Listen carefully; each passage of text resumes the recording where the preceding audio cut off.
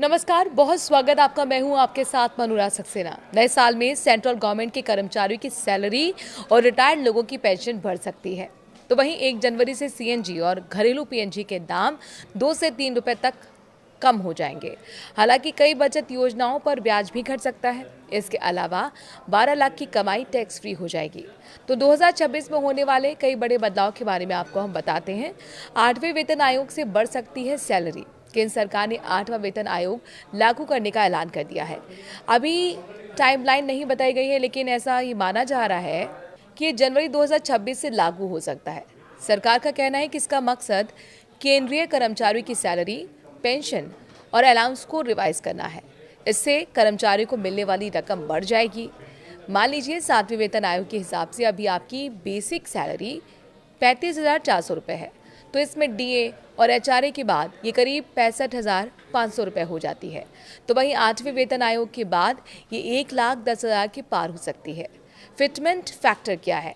ये एक multiplier number है जिसे मौजूदा बेसिक सैलरी से गुणा करके नई बेसिक सैलरी निकाली जाती है।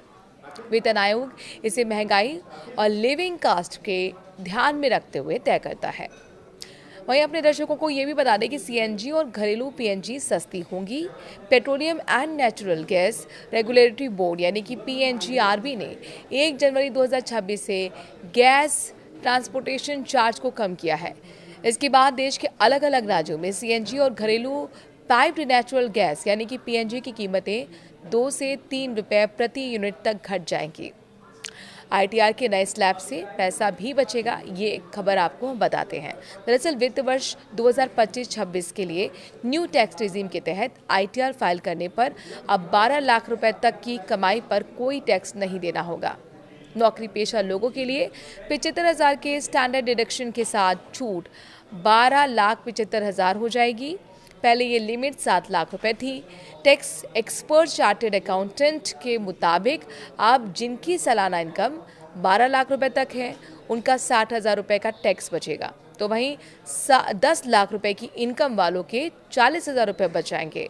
इसके अलावा जिनकी सालाना इनकम 20 से 24 लाख तक है, न्यू रिजीम में उनके लिए 25% टैक्स का नया स्लैब शामिल किया गया है। इससे पहले 15 लाख से ऊपर की आय पर 30% टैक्स देना होता था। इसकी मध्यम और उच्च मध्यम वर्ग को टैक्स में बचत होने वाली है। स्मॉल सेविंग स्कीम्स के ब्याज में कटौती होगी। इस महीने के आखिरी यानी कि 31 दिसंबर तक स्मॉल सेविंग स्कीम की ब्याज दरों में कटौती का ऐलान हो सकता है। आरबीआई ने रेपो रेट 25 बेसिस पॉइंट घटाकर 5.25% कर दिया है। ऐसे में सरकारी बचत योजनाओं की दरें भी कम होने का अनुमान लगाया जा रहा है। नया इनकम टैक्स एक्ट भी लागू होगा। 1 अप्रैल 2026 से नया इनकम टैक्स 2025 लागू होगा। आपको बता दें कि 1961 के ये पुराने कानून की जगह लगेगा। सरकार का कहना है कि नया बिल टैक्स कानूनों को आसान बनाएगा और इसे टैक्स रेट में कोई बदलाव नहीं होगा। अगर आप नए साल पर और भी बदलाव के बारे में जानकारी लेना चाहते हैं तो कमेंट के जरिए अपनी राय जरूर दीजिए। नमस्कार।